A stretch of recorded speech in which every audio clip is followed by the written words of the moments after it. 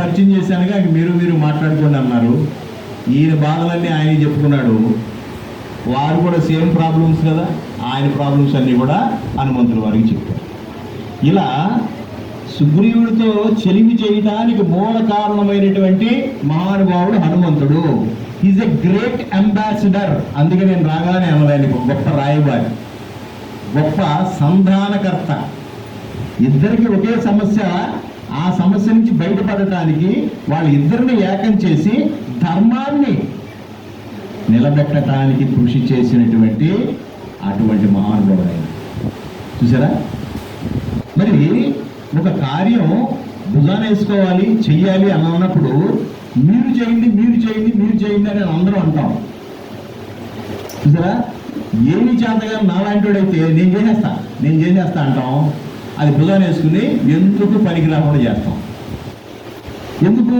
అక్కడ పెత్తనం చేయడానికి నేను చేస్తా అన్నాను కానీ నాకు ఆ ఎబిలిటీ లేదు వాస్తవం. చూసారా, అలాంటిది మరి సీతాదేవి అన్వేషణలో ఇంతమంది పెద్ద పెద్ద మహానుభావులు, జాంబవంతుడు, అంగదుడు, ఒక పక్కన రకరకాలైనటువంటి వానర సైన్యము, వీళ్ళందరూ ఉన్నారు కదా. వాళ్ళందరూ చర్చించుకుంటున్నారట ఎవరిని ఎలా. ఎందుకంటే సీనియర్ మోస్ట్కి ముందు ప్రిఫరెన్స్ ఇవ్వాలి, వాళ్ళకి కోపం వస్తుంది. లేకపోతే మీరు వెళ్ళండి సార్, మీకు ముందు ఆయన శక్తియుక్తులు ఏంటో తెలియాలి కదా, మీరు వెళ్ళండి అని అనుకుంటున్నారు. ఒక ఆయనేమో నేను కొంచెం దూరం వెళ్ళగలనండి, మళ్ళీ వెనక్కి తిరిగి రాలేదేమో, ఈ ఒడ్డు నుంచి ఆ ఒడ్డుకి వెళ్ళగలనేమో కానీ మళ్ళీ వెనక్కి తిరిగి వచ్చేటట్టు ఓపిక నాలో అయిపోయింది అన్నాడు పెద్ద ఆయన జాంబవంతుడు లాంటి వాడు, మహానుభావుడు, పెద్దవాడు. అంగదుడేమో యువరాజు, మరి ఆయన వెళ్తే ఎట్లాగా, మరి ఇక్కడ కార్యక్రమాలు ఏమైనా ఉన్నాయి, నేను కూడా వెళ్ళగలను కానీ తిరిగి రావడం కూడా సందేహమేను. వెళ్ళటం రావటం పాయింట్ కాదు, వెళ్ళటం రావడం ఏముంది, పుల్లయ్య వారం లాగా ఉంది, వెళ్ళామో వచ్చామో కాదు, వెళ్ళి పరిస్థితులను చక్కబెట్టగలగాలి. అటువంటి శక్తులు ఎవరికి ఉన్నాయి? అన్నీ ఉన్న మహానుభావుడు అణిగి మెదలకుండా పక్కన కూర్చుని జై శ్రీరామ్ అనుకుంటూ ఆయనేమో ప్రార్థనలో నిండిపోయి ఉన్నాడు, మునిగిపోయి ఉన్నాడు. ఇక అందరూ కలిసి చివరికి హనుమంతుల వారే సూటబులు అని నిర్ణయం తీసుకుని వెళ్ళిన తర్వాత ఆయన కూడా పేరు చెప్పంగానే అమ్మయ్య నా పేరు చెప్పేశారని చెప్పి టక్మంట లేచి నామినేషన్ అయ్యా.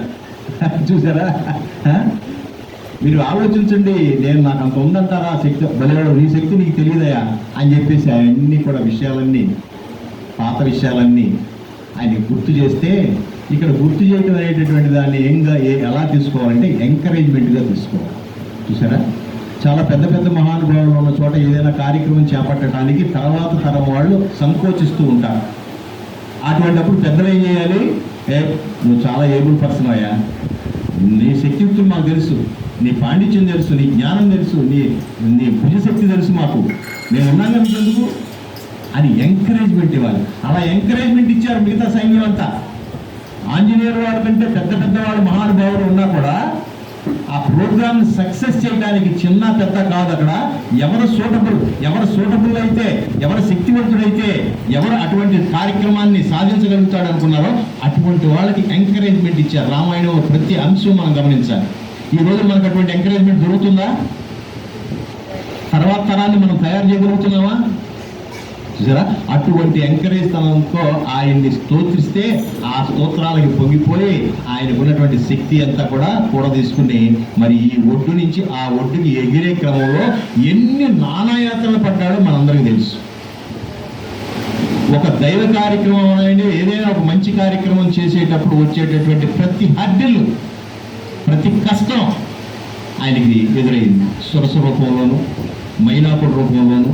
చూసారా, ఆ పైనుంచి ఒక పెద్ద మేఘావృతమైనటువంటి ఒక మేఘ రూపంలోను. ఇట్లా అప్పుడు ఎప్పుడో మరి మేము రామవంశానికి రుణపడిపోయి ఉన్నాము, నేను పర్వత రూపంలో ఇక్కడ ఉండటానికి కారణమే మరి ఆ రాముల వారి వంశంలో మహానుభావుడైనటువంటి వారు నాకు అవకాశం ఇచ్చారు.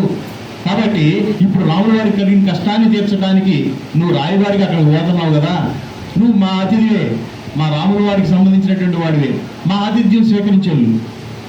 ఈ మొహమాటాలు ఎక్కువ ఉంటాయి.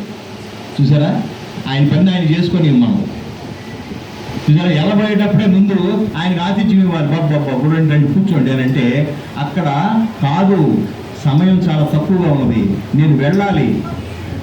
అదే మనం పిలిచి భోజనం పెడతామంటే ఆ రోజుకి హాయిగా అక్కడ కూర్చుని భోజనం చేసి చక్కగా రెస్ట్ తీసుకుని నిదానంగా వెళ్తాం. ఎందుకంటే పని మంది కాదుగా, మెల్లిగా చూసుకొస్తాం పని. ఇక్కడ పని జరగాలి, సమయంలో జరగాలి. సీతామాత తప్పిపోయి 11 నెలలు గడిచిపోయింది. ఆయన డెడ్ లైన్ పెట్టి కూర్చున్నాడు.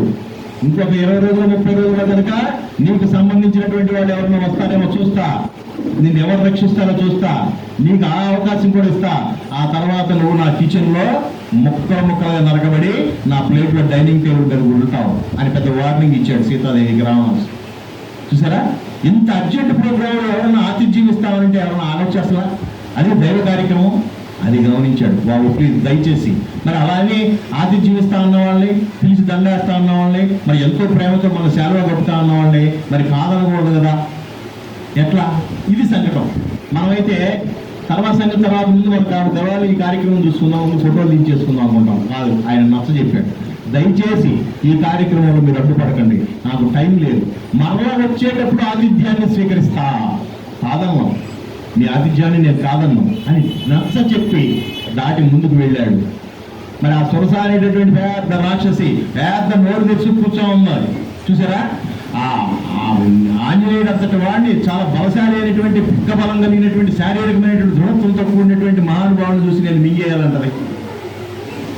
మరి దాని నుంచి తప్పించుకోవాలి. అది నోరు నడుస్తుంటే ఈయన ఎంత పెరిగాడు, ఈయన ఎంత పెరిగితే ఆ 100 ఆవిడ పెరుగుతూ ఉంది.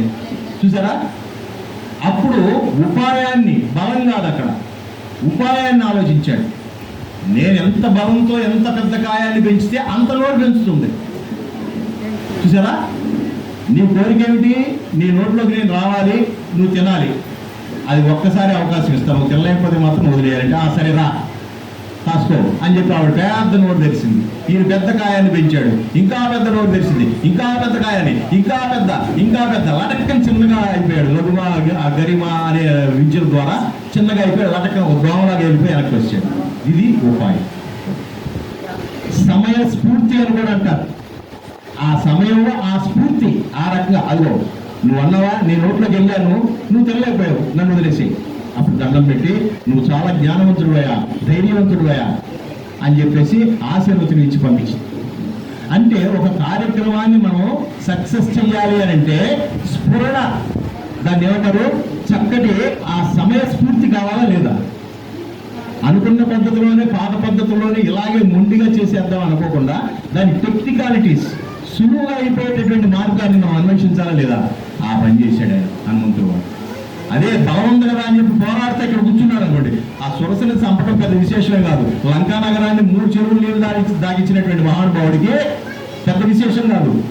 కానీ time waste programmes, yes time waste. దేనికి టైం వేస్ట్? మరి అక్కడికి వెళ్ళిపోవాలి స్పీడ్గా. అంటే దేనికి ప్రయారిటీ ఇవ్వాలి? దైవ కార్యక్రమానికి ప్రయారిటీ ఇవ్వాలి. అంతేగాని లౌకికమైనటువంటి అడ్డంకులు, లౌకికమైనటువంటి ఛాలెంజ్లకి ఇక్కడే కూర్చుంటూనే మన టైం అయిపోతుంది. ఇది మనం గమనించాలి. భగవద్గీత క్లాస్కి అటెండ్ అవ్వలేనప్పుడు బయలుదేరాం, పక్కింటి ఆవిడ ఆపి ఏదో సోది చెబుతా ఉంది. చూసారా, అది అవసరమా అనవసరమా? వచ్చినాక తింటాను, మీరు కూడా రండి నాతో పాటు, మన ఇద్దరం కలిసి వెళ్ళి భగవద్గీత క్లాస్ అయిన తర్వాత వచ్చేటప్పుడు మాట్లాడుకుందాం. అది సమయస్ఫూర్తి. అలా కాదు, బాగుంటాయి ఆ కవులు, బాగుంటాయిగా. పక్కింటి ఆవిడ ఆ పక్కింటి ఆవిడ గురించి చెబుతుంటే ఈ పక్కింటి ఆవిడికి చెవులు బాగా నిక్కబడిసి ఉంటాం. ఇది అదే కూడా ఆయన హనుమంతుడు అలా వెళ్ళా, ఎవరి చోటు వెళ్ళా, మైనాకుడు చోటు వెళ్తానికి ఇష్టపడలా. వచ్చేటప్పుడు కూర్చుందాలే, కార్యక్రమం అయిపోయే పార్టీ చేసుకుంటాడు. ఎవడైనా ముందు పార్టీ చేసుకుంటారా? అవునా కదా? అట్లాగా సమయస్ఫూర్తితో ఆ రాక్షసు నుంచి తప్పించుకొని ముందుకు వెళ్ళి అక్కడికి దిగిన తర్వాత లంకిణి అనేటటువంటి మహాభూతం, చాలా పెద్ద రాక్షసి. చూసారా, ఆ రాక్షసి దగ్గర పప్పు ఓడకూడదు. ఎందుకంటే లంకా నగరం మొత్తానికి ఫెన్సింగ్ లాంటిది, ఎలక్ట్రికల్ ఫెన్సింగ్ లాంటిది. ఆవిడ నుంచి దాటి లోనికి ఒక్క ఈగ కూడా వెళ్ళదు. అంత శక్తివంతురాలు, అంత శక్తివంతురాలని బ్రతిమాలినా పర్లేదు. బలహీనుడిని బ్రతిమాలి చూడలేదంటే సరే మన ఆకారాన్ని చూసి వెళ్ళండి అలా అనవచ్చు. ఏది ఏమైనా కానీ రాజు ఆజ్ఞను తూచా తప్పకోకుండా పాటించే బలమైనటువంటి మరి ఆ రాక్షస గుణాలు కలిగినటువంటి మరి ఆ లంకిని బ్రతిమాలటం కానీ బ్రాహ్మాలటం కానీ కుదరదు. ఆవిడకి ఇవ్వాల్సిన డోసు ఆవిడకి ఇచ్చాడు. ఒకే ఒక దెబ్బ, అది కూడా చెంపడం కొడితే అమ్మో ఆడదాన్ని కొట్టకూడదు, చంపకూడదు కాబట్టి అలా ఇచ్చాడు. ఒక దెబ్బ కింద పడి ముల్లోకాలను జయించినటువంటి రావణాసురుడు యొక్క శక్తుడు 3వ వంతు శక్తి ఉందంట ఆవిడికి. ఒక ఆయన ఎవరో రాస్తాడు, అంత శక్తివంతరాలు ఆవిడ. ఆయన కింద పడి మరి కళ్ళు బయలు కమ్మి ఊరు నాయన ఏంటి ఈ చిన్న మక్కటం, ఇంత పరిస్థితి, ఇంత శక్తి అయిపోయింది. లంకా నగరానికి కష్టాలు దాపురించినాయి, బాబు మీరు వెళ్ళండి, మీ పని చూసుకోండి అంటే ఎక్కడ వార్నింగ్ ఇవ్వాలి, ఎక్కడ గట్టిగా మాట్లాడితే అక్కడ ఎలా జరుగుద్ది, ఎక్కడ తగ్గాలి, ఎక్కడ పెరగాలి అని తెలిసినటువంటి వాడు హనుమంతుడు. ఇటువంటి టాక్టిక్స్ అన్ని మనం నేర్చుకోవాలి. హనుమంతుడు వారిని పూజ చేయటం, అప్పాల దండ వేయటం, ఆ పూజ ఈ పూజ చేయటం తప్పులేదు. అవన్నీ అనుష్ఠానం కింద వస్తాయి. ఒక రకమైనటువంటి ఒక చక్కటి అనుష్ఠానంగా మనం పరిగణించవచ్చు. కానీ ఆయన యొక్క గుణగణాలు మనం తెలుసుకోవాలి. తీరా అక్కడికి పోయిన తర్వాత అమ్మవారికి తానెవరో చెప్పాలి. అమ్మవారు అనేక మాయలకు లోనయ్యి, భ్రాంతికి లోనయ్యి, రావణాసురుడు పెట్టేటటువంటి అనేక రకమైనటువంటి చిత్రమైనటువంటి విషయాలన్నిటిని చూసి ఇదంతా రావణాసురుడు మాయగా భావించి కూర్చున్నటువంటి ఆవిడ దగ్గరికి వెళ్ళి, నేను మీ వారు పంపించారు, నేను హనుమంతుడిని డైరెక్ట్గా చెప్తే ఒక పావయ్య రావణాసురుడే పంపించాడు కానీ అని అంటాడు. అవునా కదా? చూసారు, అప్పుడు అక్కడ ఆగాడు.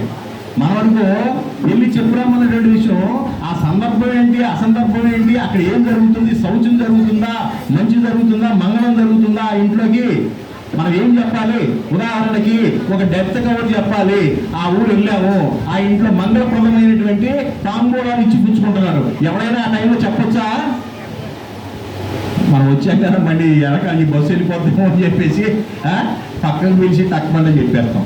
వాడు అనుకుంటాడు ఇప్పుడే ముహూర్తం పెట్టుకున్నాము, ఈ మంగళం ఏంట్రా బాబు అనుకుంటాడు కదా. చూసారా, ఇల్లు ఎవరంగానే ఆయన ఎవరో, ఆయన ఎందుకు వచ్చాడో సీతాదేవికి ఎక్స్ప్లెయిన్ చేయడానికి, ఆవిడ్ని మెప్పించడానికి, ఆవిడ్ని నమ్మించడానికి పడిన పాటలు ఇంత అంతా కాదు. మనమంతా కూడా సుందరకాండలో చూసుకున్నాం. సుందరకాండ అంతా కూడా మనం చదివి ఉన్నాం కాబట్టి మనందరికీ తెలుసు. ఎంత ఇబ్బంది పడ్డాడంటే అంత ఇబ్బంది పడ్డాడు. ఆయన లాంగ్వేజ్ మార్చుకుని, చూసారా, సీతాదేవికి అర్థమయ్యేటట్టుగా మాట్లాడాలి. ఈయన మర్కట రూపంలో ఉన్నాడు. ఎంత కాంప్లికేటెడ్ సిచ్యువేషన్ చూడండి. మర్కట రూపంలో ఉండి తెలుగులో చక్కగా లేకపోతే సాంస్క్రిట్లో చక్కగా మాట్లాడాడు అనుకోండి, అది మాయే అనుకుంటాం కదా ఆవిడ.